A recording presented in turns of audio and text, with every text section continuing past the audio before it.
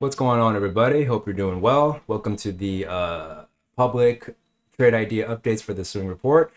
And just as a reminder, these are just the ideas that they've already been shared for a while now. They're already in play and they're, whatever in our rotation. If you want the fresh ideas, hot off the presses every single week, then give us a shot. We have a trial rate if you want. We have a monthly plan now. Dan is on the team, Lori's on the team, Funk is on the team. We'll give you live trade updates every throughout the week, and of course every week new trade ideas. There's also like a market rundown, a sector rundown, and you have access to a whole bunch of educational material. So, give us a shot if you are interested in any of that. Anyway, let's get on to the ideas here. So the first one is KMX. So KMX, if you recall from a few weeks ago or whatnot, we this is our overall setup. This is our official trade zone. But if you're more active traders like me, Dan, Laura, whatever, then we prefer to look for setups like this, a little bit fine-tuned entries with zoomed in, because this is only 0.5% of risk, right? Whereas our official trade zone is 3.65% risk. So you're probably not throwing your whole account at this, but you can throw your whole account at this, and it's all good because it's just half percent of risk. So anyway, this is our play that we position for, and then if this does stick, we're still looking for this target down here. So it's the same amount of percent gains that we're looking for, 9.53%, but our risk has been reduced from 3.65% down to 0.5%. So that's why we like to do that. But obviously, if you don't have time for that or you don't want to do that, that's fine. These trade zones are still very reasonable. The only thing that I would suggest is that use them. Like if you're going to take a scaling approach, wait for the hourly to get overbought, for sells before you start to use the trade zone. That's my recommendation, at least. So now where do we stand for KMX now? The original trade zone is still valid, right? Because as long as this structure is resistant, then this trade still makes sense, especially because this is really the big challenge for these buyers here.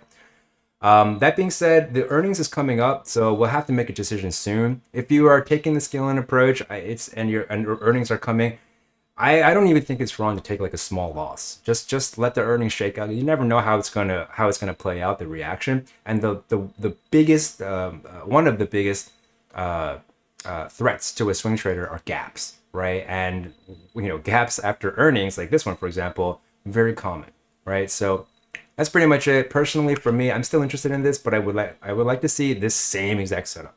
I would like to, and trading is not about having a whole bunch of different tactics. It's very much like I don't know, like a sport or a military campaign. Like if I don't know, you watch basketball, right? It's not like people are reinventing shots. There's only so many shots. It's a stationary shot or a jump shot or whatever. It's all the same. Or a military campaign, right? Like no matter how much the environment of war evolves, for example, like drones creating very asymmetric situations, there are some tactics that you're still going to have to, or at least for now, until for the time being, there are some tactics that still have to be used, right? Like you're always going to need infantrymen, no matter how good your air gets, or no matter how good your armor becomes, or no matter how good your submarines are, whatever, your navy, you're still going to need boots on the ground for all of that. You know what I'm saying? So core tactics, right, are always going to be your bread and butter. So anyway, that's the idea. You don't need a lot of different setups or whatever. You just need to understand the nuances of your setup. Right? And if you practice one setup or practice one methodology for long enough, you start to realize how you can apply it in different contexts. That's the key.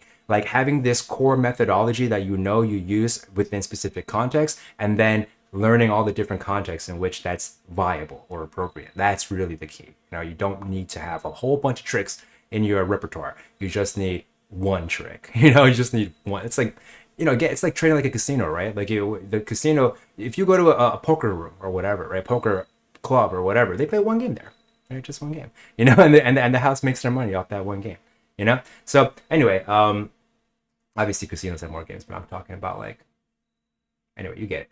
So that's pretty much it for KMX and for Oracle. So Oracle was a really old idea, and it was a picture perfect idea, where it was like this move into this high, and then the next day it pretty much dumped. And then this is a gap down from earnings. So this is not an official swing report idea. I just figure, give the public viewers a little bit of something, some information or whatever, because it's pretty much the reverse. Like, this is all supply now, so on Monday, the session to session setup, it could present itself because value moved higher today, on this day, and then you had a clean break higher, and then it was just sideways. So on Monday, if you get a setup where you get an open down here, anywhere under the point of control, if you get an open under it, this whole area becomes a trade zone. You use this whole area, your stop is over here. Oops. Your stop is somewhere over here, and you're trying to get back down to like this guy here, the point of control of this guy, another test of it. Something like this is very reasonable on Monday, because there's the potential that you just reject, because this was the structure that we were using for buys. And now it has flipped into resistance, and you can honestly perceive this whole thing as an area of balance now, like you can do the whole pull, this whole like bunch of daily sideways now.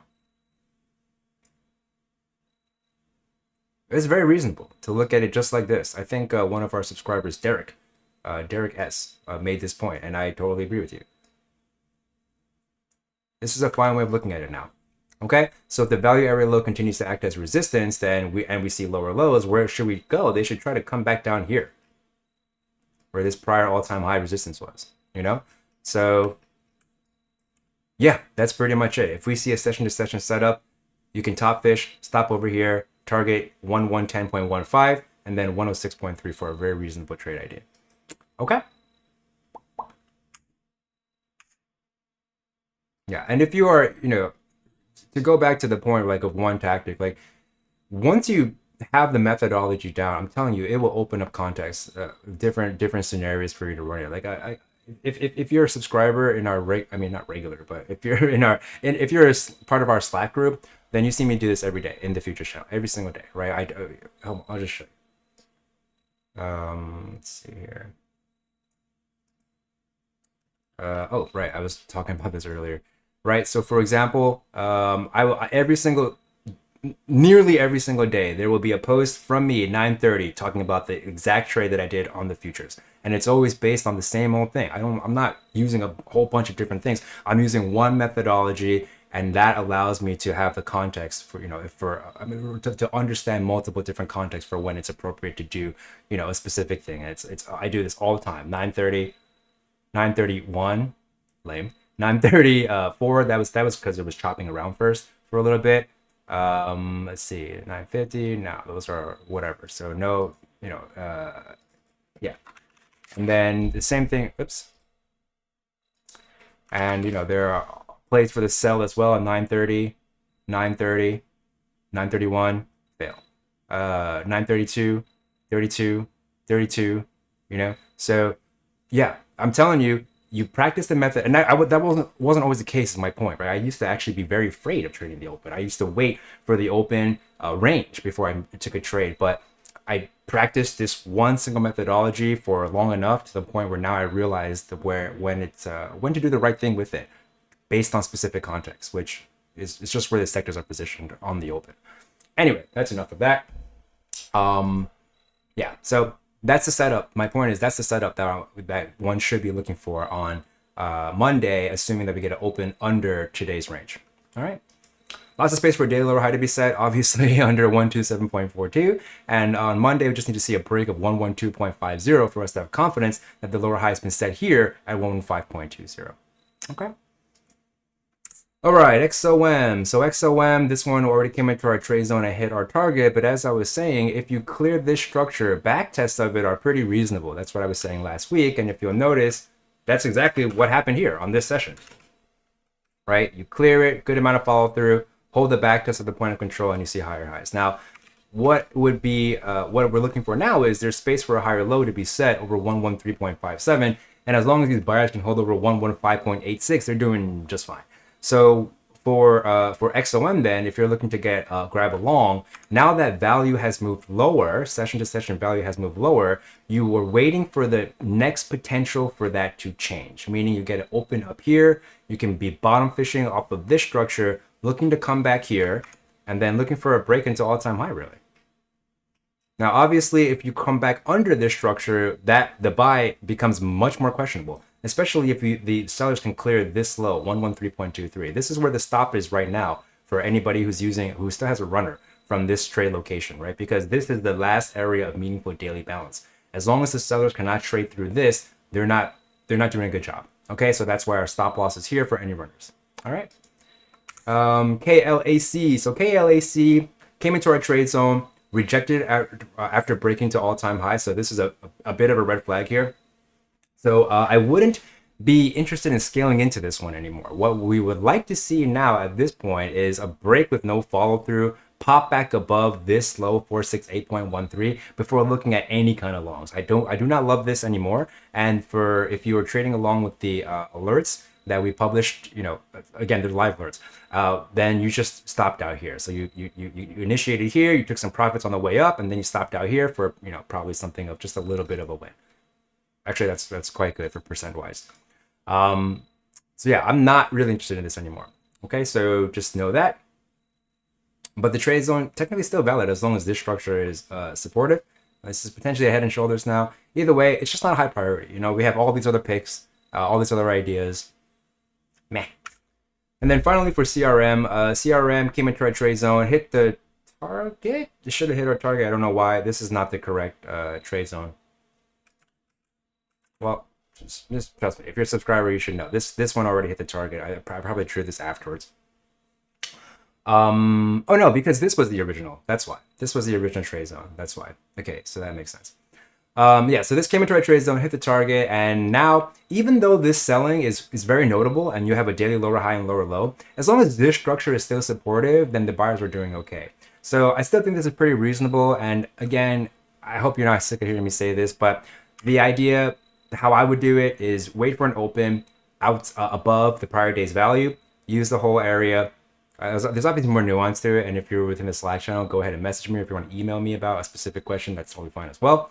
But obviously, if you're in our Slack channel and you've watched my streams or whatever, you should know already what I'm talking about, and yeah, you see me do it every day.